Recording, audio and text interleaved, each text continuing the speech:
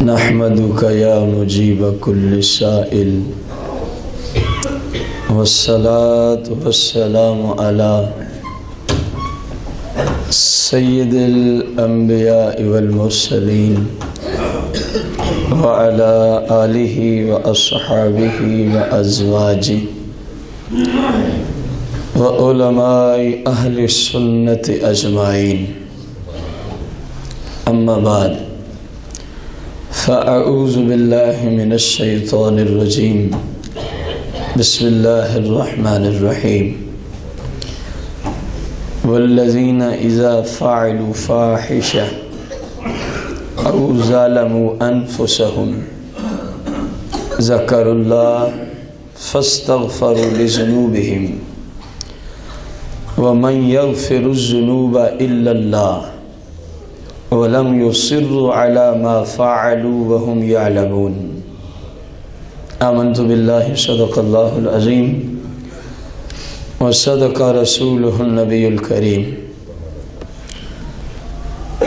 احباب زیوکار،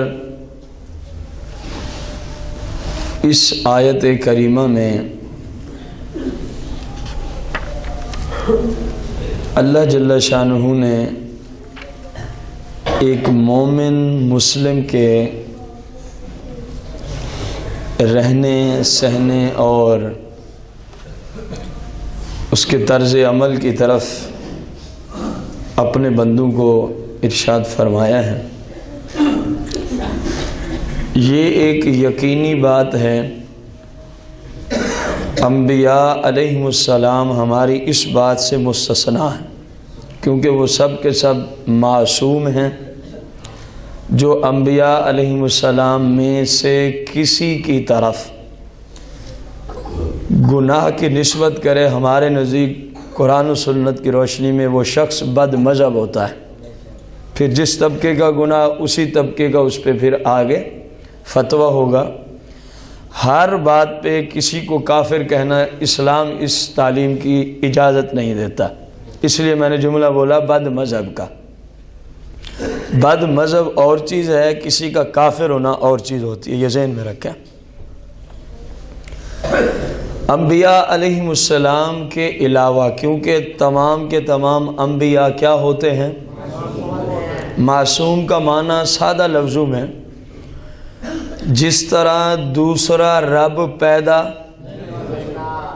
ایمان ہے نا مسلمان کا کہ دوسرا رب پیدا، بس اسی طرح کسی بھی نبی سے گناہ نہیں ہو سکتا۔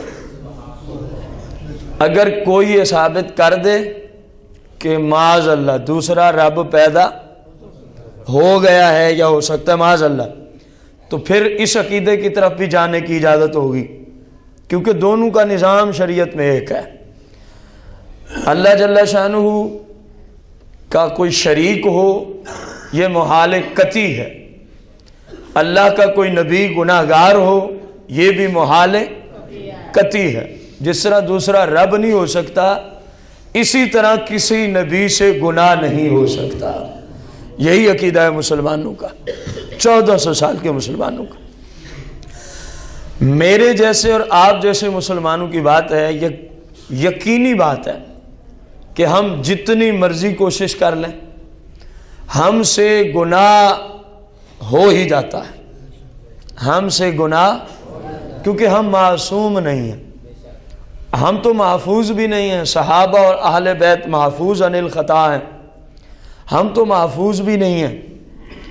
ہم سے وقتاً فوقتاً نافرمانی والے کام نہ چاہتے ہوئے، کیونکہ مومن کی یہ شان نہیں کہ وہ جان بوجھ کے گناہ کرے، یہ مومن کی شان کے خلاف، یہ مسلم کی شان کے، یہ بات ذہن میں رکھ۔ ہماری اس تمہید کو کوئی اس طرف نہ لے جائے کہ ٹھیک ہے ہم گناہ کر رہے ہیں تو انہوں نے بھی کہہ ہی دیا کہ گناہ کرنا ہی ہے، یہ تمہید کا یہ مقصد نہیں ہے۔ دو جملے ہیں، ایک ہے کہ ہم سے گناہ ہو جاتا ہے، ایک ہے کہ ہم جان بوجھ کر گناہ کریں۔ ان میں زمین و آسمان کا فرق ہے، ان میں زمین و آسمان کا فرق ہے۔ جان بوجھ کر گناہ کرنا یہ مسلمان کی شان نہیں ہے، یہ مسلمان کی شان وہ اپنے آپ کو بھی قربان کر دے گا لیکن جان بوجھ کے اپنے رب کی نافرمانی ضمناً جو ہو جاتے ہیں، بات ان کی ہے۔ اس آیت کا شان نزول ہم نے پچھلے درس کے اندر آپ کو عرض کیا ہے، تھوڑا سا اشارہ کر دیں۔ وہ ایک شخص کھجوریں بیچتا تھا مدینہ منورہ میں، تو کوئی خاتون آئی، خاتون بڑی خوبصورت تھی، تو اس شخص نے اس کو کہا اس طرح ہے، یہ سیدنا عبداللہ بن عباس نے اس آیت کا شان نزول ذکر فرمایا ہے، کہنے لگا ان ھذا التمر لیس بجید، یہ جو دکان میں میرے پاس کھجور پڑی ہے نا، لیس بجید، یہ اتنی اچھی نہیں ہے جس طرح کی تو مانگتی ہے، جس طرح کی تو مانگتی ہے۔ وفی البیت اجود منہ، ہاں اگر تو میرے ساتھ میرے گھر چلے جہاں میں نے کھجوروں کا سٹاک کیا ہے، وہاں اس سے اچھی کھجور مل سکتی ہے، وہاں اس سے اچھی کھجور مل سکتی ہے۔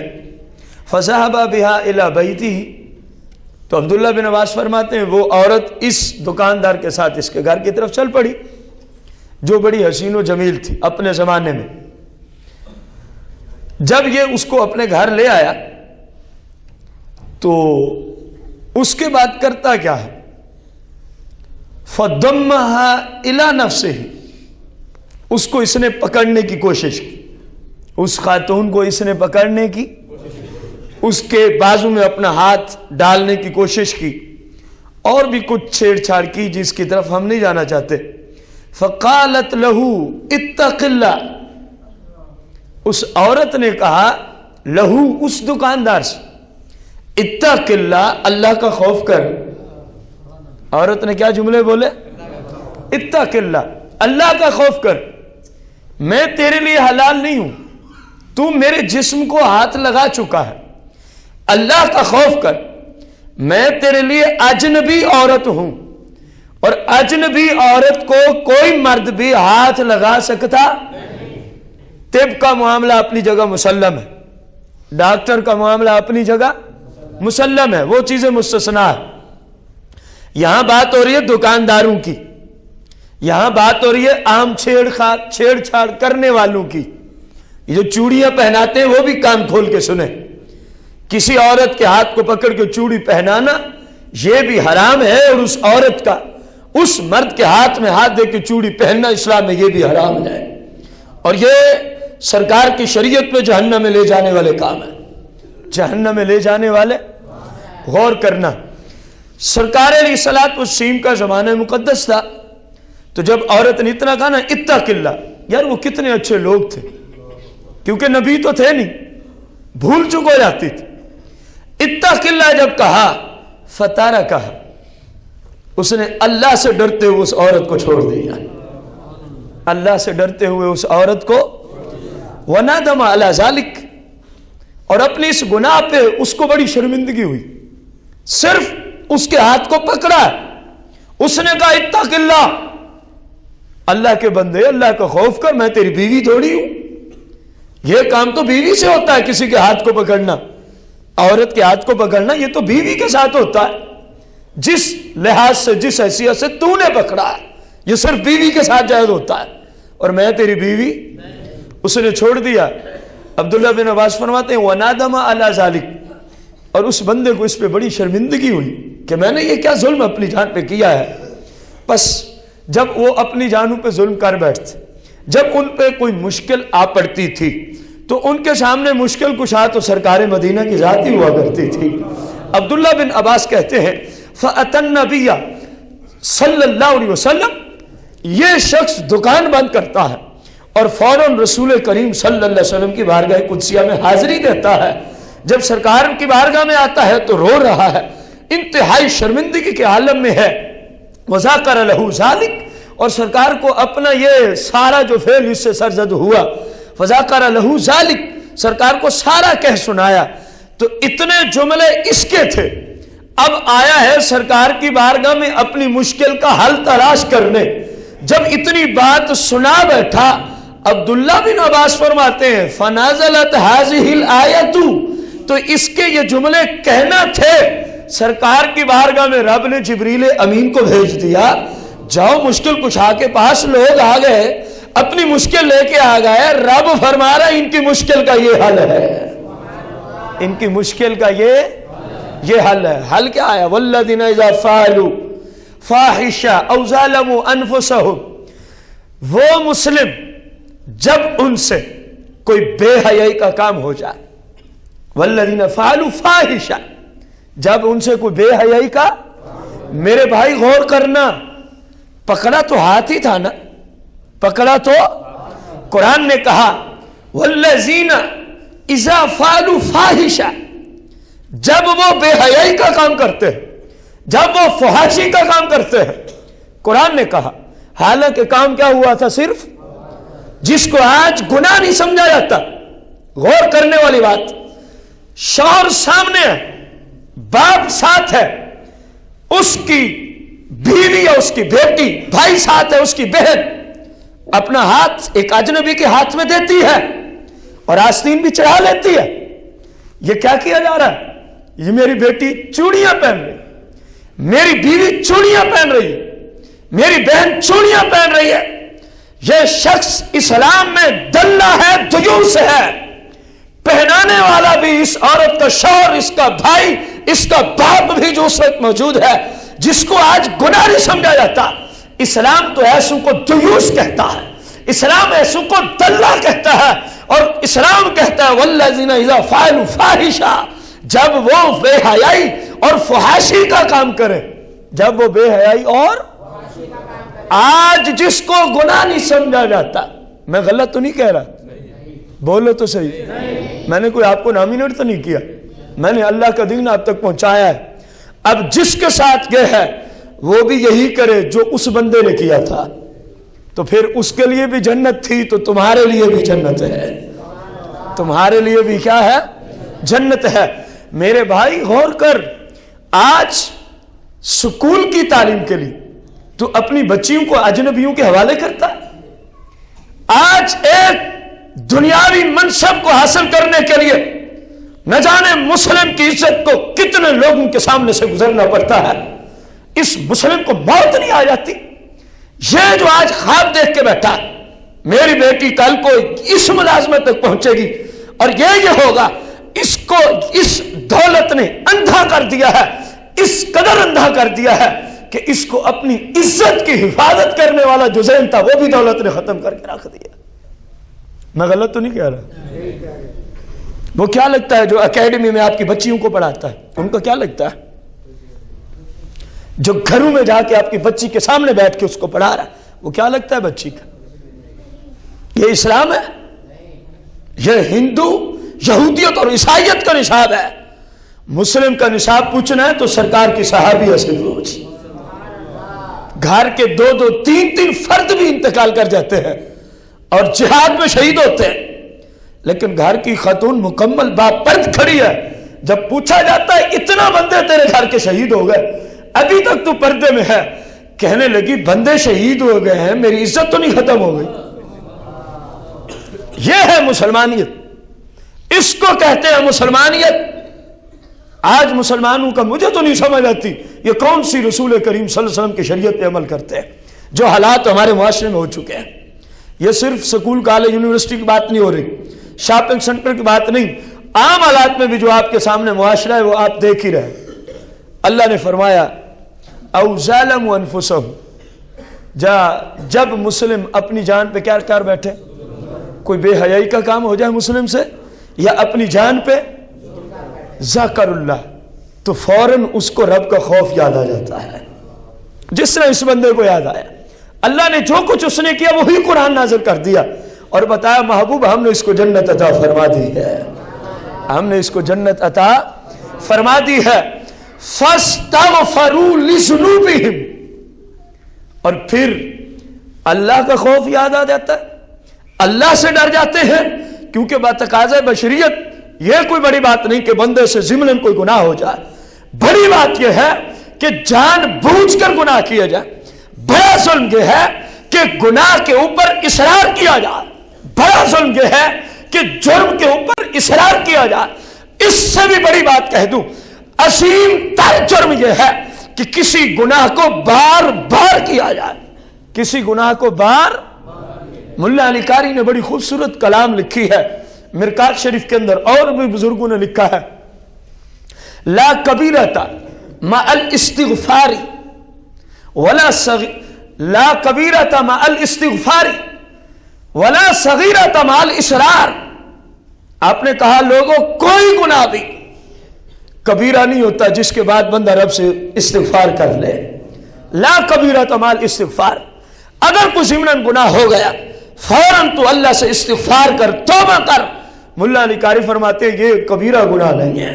اور فرمایا لا صغیرۃ مع الاصرار, کائنات کی کوئی چھوٹی سے چھوٹی نافرمانی جس کو بار بار کیا جاتا ہو, فرمایا اس کو صغیرہ نہ سمجھنا, یہ کبیرہ ہو جاتا ہے. یہ کیا بن جاتا ہے؟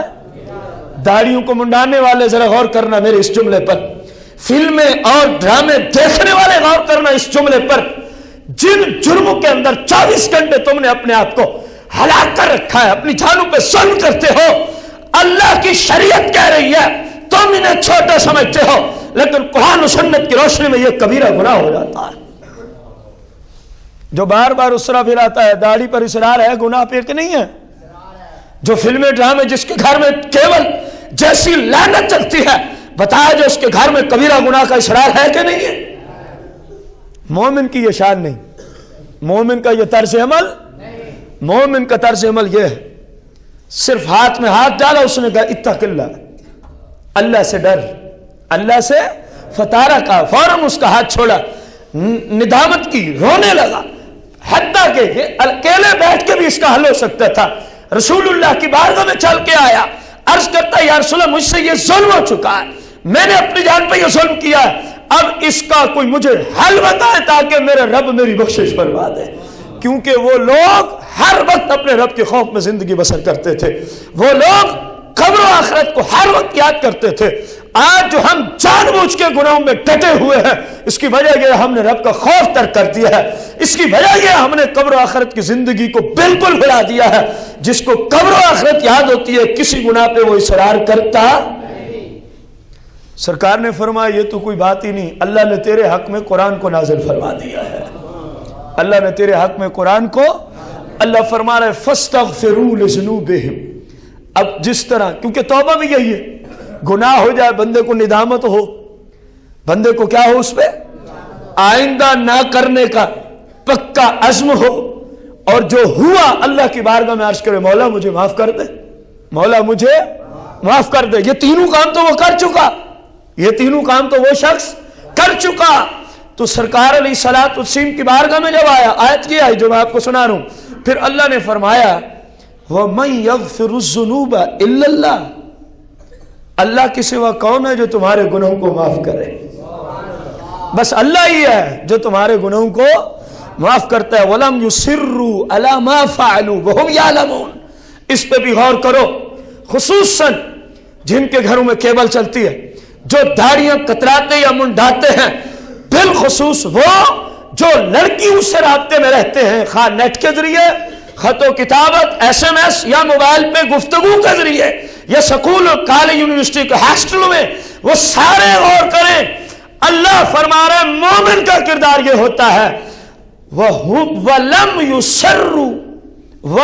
يُصِرُّوا عَلَى مَا فَعَلُوا وَلَمْ يُصِرُّوا عَلَى مَا فَعَلُوا. اگر کوئی اس طرح انجانے سے گناہ ہو جائے تو وہ اس پہ اصرار نہیں کرتے, اس گناہ کو بار بار, وَهُمْ يَعْلَمُونَ, حالانکہ ان کو پتہ بھی ہوتا ہے کہ یہ گناہ ہے. یہ کیا ہے؟ چلو ہاتھ کھڑا کرنا. آپ میں سے کس کو پتہ نہیں کہ داڑھی منڈانا سخت ترین گناہ ہے؟ جس کو پتہ نہیں وہ ہاتھ کھڑا کرے, جس کو پتہ نہیں وہ ہاتھ کھڑا کرے کہ داڑھی منڈانا حرام اور جہنم میں لے جانے والا کام ہے. جس کو آپ میں سے علم نہیں وہ ہاتھ کھڑا کرے کہ کسی لڑکی سے رابطہ رکھنا حرام اور جہنم میں لے جانے والا کام ہے. آپ میں سے جس کو علم نہ ہو وہ ہاتھ کھڑا کرے کہ کیبل کے ذریعے آج جو یہودیت کا زہر مسلمانوں کے گھروں میں گھولا جا رہا ہے, فلم کی صورت میں, ڈرامے کی صورت میں, اور جناب والا گانے باجے اور ناچ کی صورت میں, جس کو علم نہ ہو کہ یہ گناہ ہے وہ ہاتھ کھڑا کرے. دیکھیں میرا ایک اندازہ ہے, तकरीबन 200-250-300 बंदे के मजमे में से एक बंदा भी हाथ खड़ा नहीं करता, तो क्या पता चला आप सबको पता है कि ये गुनाह है, पता है कि ये सिर्फ आपकी बात नहीं। अगर हम इस पूरे माना वाले के लोगों को यही सवाल करें, जवाब यही होगा कि उनको पता है। हम पूरे शहर फैसलाबाद से यही सवाल करें, अगर इकट्ठे हो जाए सारे, इसी तरह पंजाब से, मुल्क पाकिस्तान से, हत्ता के पूरे वर्ल्ड के मुसलमानों से, तो सारों के सर नीचे होंगे, सारों के हाथ नीचे होंगे, क्योंकि रसूलुल्लाह की शरीयत की ये शान है इस जमाने में कि जहां तक मुस्लिम है वहां तक रसूल की शरीयत पहुंच चुकी है। हर बंदे को पता है कि ये गुनाह है, ये क्या है, लेकिन पूछा जाए कि छोड़ते क्यों नहीं है, तो जवाब क्या है? अल्लाह तो कुरान में मोमिन के लिए ये फरमा रहा है, वलम युसिर्रु अला मा फ़अलू, अगर कोई इस तरह हो जाए तो वो उसको बार बार नहीं करते, उस गुनाह को बार बार नहीं करते। ये मोमिन की शान है, ये मोमिन की। अब इसमें आया, जब मोमिन से गुनाह हो जाए, जब मोमिन गुनाह करे इसकी बात नहीं, जब मोमिन से गुनाह हो जाए इसकी बात, तो फिर मोमिन क्या करता है? सबसे पहले उसको अल्लाह का खौफ आ लेता है। आयत समझा रहा हूं। नंबर 2, वो उस गुनाह पे निदामत और शर्मिंदगी महसूस करता है कि यार मैं रिस्क रब का खाता हूं और उसी रब की नाफरमानी मैंने कर डाली। नंबर 3, वो उसको आइंदा ना करने का आज़म और अपने रब से बख्शिश तलब करता है। फस्तगफिरू लिजुनूबिहिम, कुरान ने कहा फस्तगफिरू लिजुनूबिहिम, कि अपने गुनाहों की रब से क्या चाहो? मग़फ़िरत चाहो, रब से तौबा इस्तिग़फ़ार, अस्तग़फ़िरुल्लाहल्लज़ी ला इलाहा इल्ला हुवल हय्युल क़य्यूम व अतूबु इलैह, इसकी सदाएं लगाते हैं, वो अल्लाह की बारगाह में इस्तिग़फ़ार और बख्शिश तलब करते हैं। फिर अल्लाह ने भी फरमाया वमन यग़फ़िरु ज़ुनूबा इल्लल्लाह, और तुम जिससे बख्शिश मांग रहे हो बख्शिश देता भी वही है, बख्शिश देता भी मौला कायनात। अली उल मुर्तज़ा, इस्तिग़फ़ार की फजीलत आ रही, अली उल मुर्तज़ा शहंशाह विलायत फरमाते हैं, फरमाया अन अली इब्न अबी तालिब रज़ियल्लाहु अन्हु अन्नहु क़ाल इन्नी कुन्तु इज़ा समिअतु हदीसन मिन रसूलिल्लाह सल्लल्लाहु अलैहि वसल्लम नफ़अनी अल्लाहु मिन्हु मा शाअ, फरमाते हैं मैं जब भी सरकार की, अली से मोहब्बत करने वाले गौर करना, हदीस सुनने का मतलब क्या है, हदीस के दर्स में आने का फायदा क्या है। आप फरमाते हैं ऐ लोगों, मैं जब भी रसूलुल्लाह की क्या सुनता हूं? हदीस मुबारक सुनता हूं। फरमाया उस हदीस को सुनने के बाद मेरा रब उस हदीस की रोशनी में मुझे फायदा जरूर देता है। मतलब क्या है कि मैं उस पर अमल करता हूं, मैं उस पर, अगर अली से मोहब्बत करनी है तो तरीका ये हो, जो शरीयत सुनो उस पर अमल करो, लोगों को ना आगे ले आओ। बीवी क्या कहेगी मैंने दाढ़ी रख ली है, बीवी क्या कहेगी मैंने घर से केबल जैसी लानत को बाहर निकाल दिया है। मेरे भाई तेरी कब्र में बीवी ने जवाब नहीं देना, तूने खुद जवाब देना, ये याद रखते हुए जाना। आप फरमाते हैं मुझे उससे अल्लाह क्या देता है?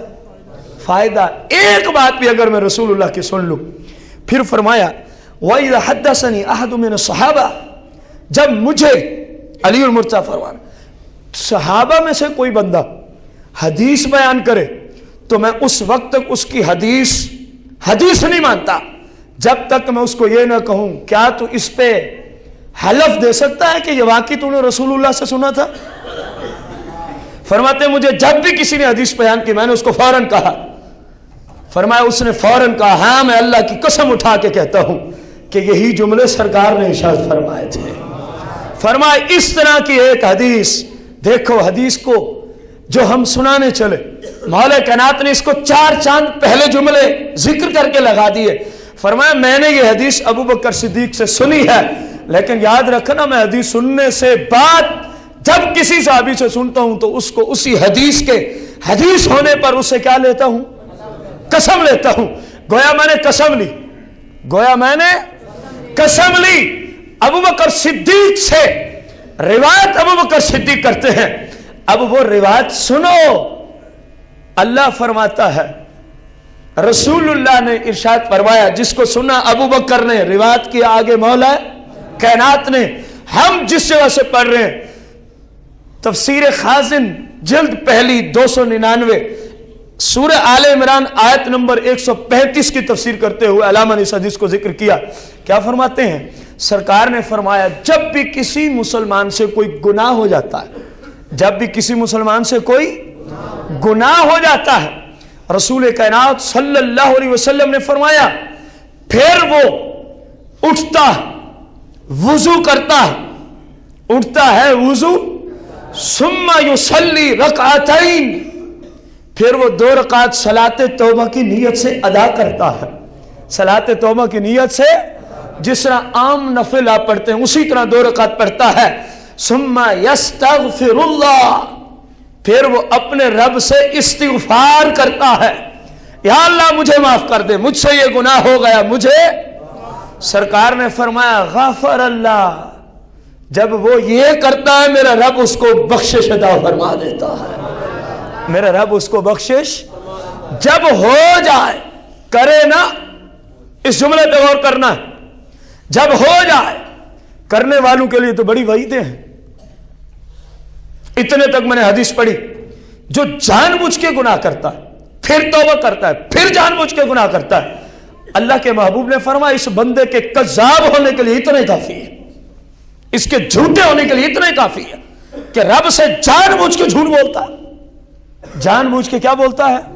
ہاں ہو جائے تو اور بات، ہو جائے تو جس طرح شان نزول سنا. اور پہلی حدیث نے ہمیں بتایا کہ اگر استغفار کرنا ہو تو اس کا بہترین طریقہ یہ ہے بندہ وضو کرے، بندہ اس کے بعد 2 رکعت نماز صلاۃ توبہ کی نیت سے ادا کرے، پھر استغفار کرے، جس طرح کہ اگلی حدیثوں میں آ رہا ہے. سرکار نے فرمایا جب میرا کوئی امتی یوں کر لیتا ہے میرے رب اس کو بخشش عطا فرما دیتا ہے.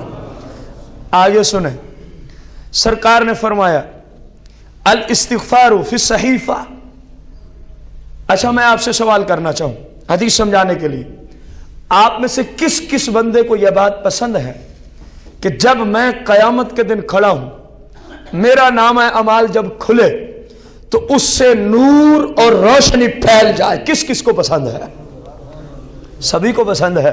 تو سرکار کا فرمان سنیں، فرمایا جو بندہ اپنی زندگی میں استغفار کی کثرت کرتا رہتا، استغفار پڑھتا رہتا ہے، فرمایا جب قیامت کے دن اس کا نامہ اعمال کھلے گا تو جہاں اس کی استغفار والی تسبیحاں آئیں گی، فرمایا قیامت کے دن وہ نور علی نور اس کے نامہ اعمال میں نظر آ رہی ہوگی. نور علی نور اس کے نامہ اعمال میں نظر آ رہی ہوں گی. سرکار مدینہ علیہ السلام نے فرمایا میں وہی سوال آپ سے کرنا چاہتا ہوں جو اگلی حدیث میں آ رہا. آپ بھائیوں میں سے، بزرگوں میں سے کس کس بھائی اور بزرگ کو پسند ہے یہ بات کہ میرا نامہ اعمال حد سے زیادہ وزنی ہو جائے؟ حد سے زیادہ سبھی کو پسند ہے نا.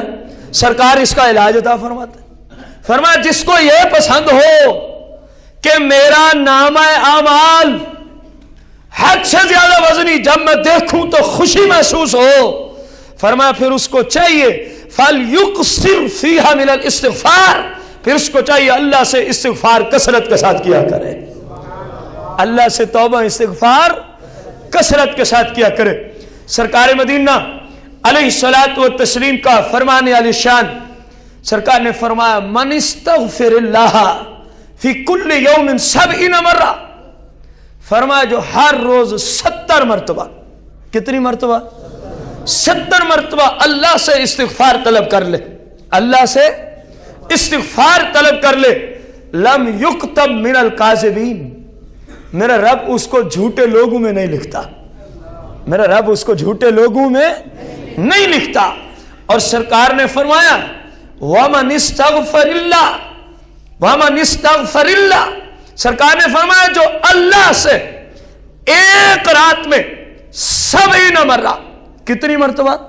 70 مرتبہ ایک رات میں استغفار کر لے، لم یکتب من الغافلین، اللہ اس کو غافلین کی لسٹ سے نکال دیتا ہے. اب وہ ان کی طرف چلا گیا جو غافلین سے اگلے درجے کی طرف چلے جاتے ہیں. باقی تو اکثریت کی حالت تو غفلت کے شکار ہے نا.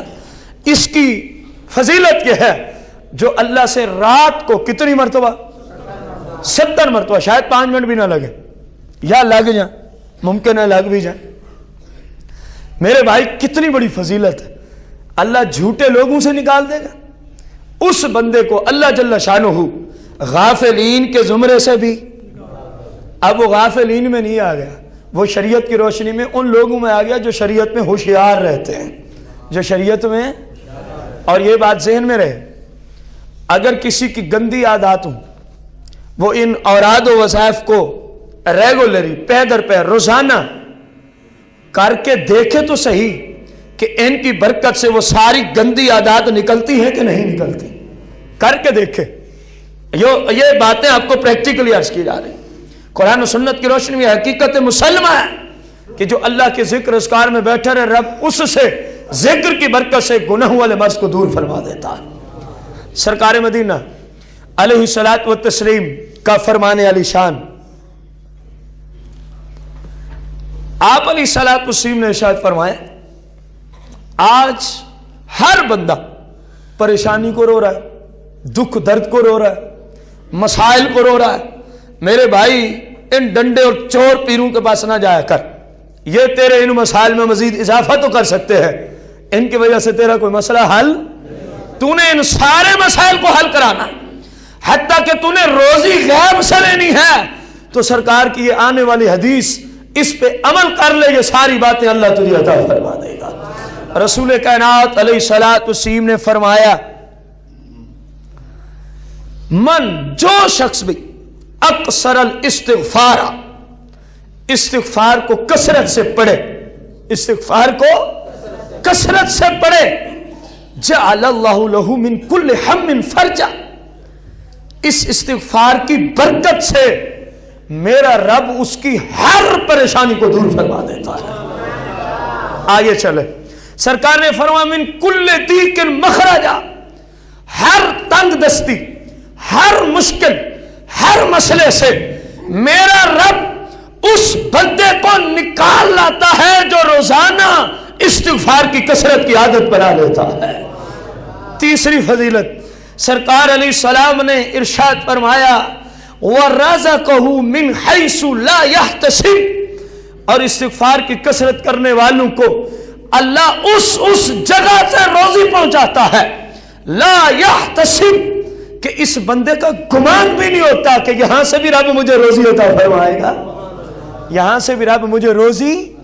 دیکھو یہ تین ہی مسئلے ہیں آج جن کی بنیاد پر اہل سنت کی اکثریت چور، ڈاکو اور ظالم پیروں کے پاس جاتے ہیں۔ میرے بھائی یہ چور ہیں، یہ ڈاکو ہیں، یہ ظالم ہیں، یہ ہمارے لیے کسی مشکل کو حل نہیں کر سکتے۔ جو رسول اللہ کی شریعت کے خلاف چلتا ہو وہ شیطان ہوتا ہے، شیطان، وہ ولی یا پیر ہو سکتا۔ اگر تم نے یہ مسائل حل کرانے ہیں تو سرکار سے بڑا تو کوئی روحانیت کو جاننے والا نہیں ہو سکتا نا، سرکار سے بڑا تو کوئی مشکل کشا ہو سکتا۔ سرکار نے ہمیں ایک ہی چیز عطا فرمائی ہے، فرمایا استغفار کی کثرت کر، میرے رب تیرے دکھ، تیرے درد، تیری پریشانیاں، تیرے مشکل سب کچھ دور کر کے وہاں سے روزی پہنچائے گا۔ لا یحتسب، تیرا گمان ہی نہیں ہوگا کہ یہاں سے بھی روزی مل سکتی تھی، یہاں سے بھی روزی مل سکتی تھی۔ یہ وظیفہ کس نے عطا فرمایا؟ آپ علیہ السلام نے۔ آپ سے اونچی کوئی ہستی نہیں ہے انسانوں میں جس کا وظیفہ ہم آپ کے سامنے رکھیں۔ اللہ کی ذات ہے، اللہ جل شانہ، کیونکہ وحدہ لا شریک ہے، اس کا کوئی شریک۔ اللہ کے بعد رب نے اگر کسی ہستی کو عزت من حیث الکل، ہر جہت سے عطا فرمائی ہے تو وہ سرکار مدینہ کی ذات ہے، اور یہ وظیفہ آپ نے عطا فرمایا، اور یہ وظیفہ ہمیں آپ نے۔ اگلی بات سنیں، ان الشیطان قال وعزتک وجلالک یا ربی، شیطان نے اللہ کو عرض کی، اے اللہ تیری عزت کی قسم اٹھاتا ہوں، تیرے جلال کی قسم اٹھاتا ہوں، تیرے بندوں کو اس وقت تک گمراہ کروں گا جب تک ان کی سانسیں باقی، جب تک ان کی سانسیں باقی ہیں، ما دامت ارواحہم فی اجسادہم، ما دامت ارواحہم فی اجسادہم، जब तक इनके जिस्म में इनकी रूह बाकी है, ए अल्लाह तेरी इज्जत और जलाल की कसम, शैतान कहने लगा मैं तेरे बंदू को तेरी शरीयत से गुमराह करता रहूंगा। फ़क़ाल रब्बु अज़्ज़ व जल्ला, फिर अल्लाह ने इसको दिया जवाब, अल्लाह ने इस पलीत को दिया जवाब। फरमाया क्या हो गया, अगर तू ये कर लेगा तो कोई बात नहीं है, जो मेरे होंगे वो फिर मेरे दिए हुए पे चलेंगे। दिया हुआ क्या है? फ़क़ाल रब्बु अज़्ज़ व जल्ला, सरकार फरमाते फिर रब ने इस पलीत को फरमाया व इज्जती व जलाली, मुझे अपनी इज्जत और जलाल की कसम है। अल्लाह फरमाया मुझे अपनी इज्जत और जलाल की कसम है। फरमाया ला असालु अग़फ़िरु लहुम मस्तग़फ़रूनी, शैतान तुझसे जितना गुमराही के जोर लगते हैं लगा ले, मेरे बंदे जब तक मुझसे इस्तिग़फ़ार तलब करते जाएंगे मैं इनको जन्नत अता फरमाता जाऊंगा। तू क्या करेगा? मैंने इसका हल अपने बंदों को दे दिया, जो मेरा होगा अगर हो गया तो फौरन मुझसे क्या मांग लेगा? माफी। रसूल कायनात फ़ख्र मौजूदात अलैहिस्सलाम का फरमान आलिशान मफ़हूम हदीस मुबारका है। अल्लाह फरमाता है, हदीस कुदसी है, अल्लाह फरमाता है ऐ बंदे, अगर तेरे इतने गुनाह, अगर तेरे के जमीन के ज़रात से बढ़ जाए, अगर तेरे इतने गुनाह समंदर की झाग से बढ़ जाए, अगर तेरे इतने गुनाह आसमान के सितारों से बढ़ जाए, अगर तू मेरी बारगाह में सिर्फ इस्तिग़फ़ार तलब कर ले, ऐ मेरे बंदे मैं तेरी बख्शिश फरमा देता हूं, वला उबाली, और मुझे इस बात की कोई परवाह नहीं है। मुझे इस बात की, मेरी तो रहमत के खजाने इतने वसी हैं, मेरी तो रहमत के खजाने इतने वसी हैं। रसूल कायनात फ़ख्र मौजूदात अलैहिस्सलातु व तस्लीम ने इरशाद फरमाया तूबा लिमन वजदा फी सहीफतिही इस्तिग़फ़ारन कसीरा, फरमाया कितना खुश नसीब होगा वो। कौन फरमा रहे हैं? सल्लल्लाहु अलैहि वसल्लम की जात। तूबा लिमन, फरमाया वो कितना खुश नसीब है, कितनी बड़ी उसके लिए खुशी होगी। वजदा फी सहीफतिही, कि जिसके नाम है अमाल में, जिसके नाम है अमाल में वाजदा पाया गया इस्तिग़फ़ारन कसीरा, कौन सी नेकी पाई गई? अल्लाह से बख्शिश तलब करना, अल्लाह से तौबा करना, इस्तिग़फ़ार करना, जिसके नाम अमाल में पाई गई। सरकार ने फरमाया तूबा लिमन, वो बड़ा ही खुश नसीब शख्स होगा, वो बड़ा ही खुश नसीब शख्स होगा। रसूल कायनात फ़ख्र मौजूदात अलैहिस्सलाम ने फरमाया लिकुल्ली दाइन दवाउन, फरमाया हर मर्ज की एक दवा होती है। लिकुल्ली दाइन दवा, हर मर्ज की क्या होती है? एक दवा होती है। वह दवा उज़्ज़ुनूबी अल इस्तिग़फ़ार, फरमाया ये गुनाह एक मर्ज है, इसकी दवा अगर तुम मांगते हो तो तबीब मुतलक तुम्हें इसकी दवाई देता है, रसूल कायनात की साथ तुम्हें इसकी दवाई देते हैं। फरमाया अल इस्तिग़फ़ार, इस्तिग़फ़ार तू पढ़ लेना, मेरे रब तेरे गुनाहों को माफ फरमा देगा, मेरे रब तेरे गुनाहों को। अस्तग़फ़िरुल्लाह अल्लज़ी ला इलाहा इल्ला हुवल हय्युल क़य्यूम व अतूबु इलैह। सरकार मदीना अलैहिस्सलाम ने फरमाया जो बंदा इस इस्तिग़फ़ार को 70 मरतबा, कितनी मरतबा? 70 मरतबा पढ़ ले, फरमाया मेरा रब इस बंदे के नाम अमाल से गफ़रल्लाहु तआला लहू 700 ज़म, फरमाया इसकी बरकत से अल्लाह 700 गुनाह माफ फरमा देता है। 70 मरतबा पढ़ने से कितने गुनाह? 700 गुनाह। वक़द ख़ाब अबदन व अमतिन व अमा, सरकार ने फरमाया फिर बर्बाद हो जाए वो बंदा और वो औरत जो 70 बार पढ़े तो रब कितने गुनाह माफ कर दे? 700 गुनाह। फरमाया बर्बाद हो जाए वो मर्द, बर्बाद हो जाए वो औरत कि आमिला फिल यौमी वल लैला अक्सर मिन 700, फरमाया जो 24 घंटों में 700 से भी ज्यादा गुनाह कर जाए तो मैं कहता हूं वो बर्बाद हो जाए, तो मैं कहता हूं वो बंदा क्या हो जाए? फरमाया 70 बार पढ़ो तो 700 गुनाह अल्लाह माफ कर देगा। वो कितना बदबख्त इंसान है जो एक दिन एक रात में 700 से भी ज्यादा गुनाह कर डालता। 700 سے بھی میرے بھائی، میں ایک ادنا سا طالب علم ہونے کے ناطے سے اپنے علم کے اعتبار سے اگلی بات عرض کر رہا ہوں جو میں نے قرآن و حدیث سے دیکھا. استغفر اللہ الذی لا الہ الا هو الحی القیوم واتوب الیہ. جتنی احادیث مبارکہ میں استغفار کی فضیلت آئی ہے، میرے ناقص علم کے مطابق سب سے زیادہ ہر اعتبار سے اگر کسی استغفار کی فضیلت ہے تو وہ یہی ہے. کم بھی ہو اور فضیلت ہر اعتبار سے پوری رکھتا ہو، کیونکہ اسی کے بارے میں صحیح میں حدیث موجود. سرکار علیہ السلام نے فرمایا جو بندہ اسی کو 3 مرتبہ صبح اور 3 مرتبہ، ایک روایت میں ہے جو اس کو 3 مرتبہ شام، 3 مرتبہ شام کو پڑھ لے. کون سی تسبیح؟ استغفر اللہ الذی لا الہ الا هو الحی القیوم واتوب الیہ. کسی بھائی کو یاد نہ ہو تو بعد میں لکھوا سکتا ہے، بلکہ لکھا ہوا پامفلٹ موجود ہے. سرکار نے فرمایا جو اس کو 3 مرتبہ رات کو پڑھ لے، فرمایا صحابہ سنو، اگر اس کے گناہ، اگر اس کے زمین کے ذرات کے برابر، اگر اس کے گناہ سمندر کی جھاگ کے برابر، اگر اس کے گناہ آسمان کے ستاروں کے برابر ہوں، فرمایا صرف 3 مرتبہ پڑھ لے، میرا رب سارے گناہوں کو معاف فرما دیتا ہے.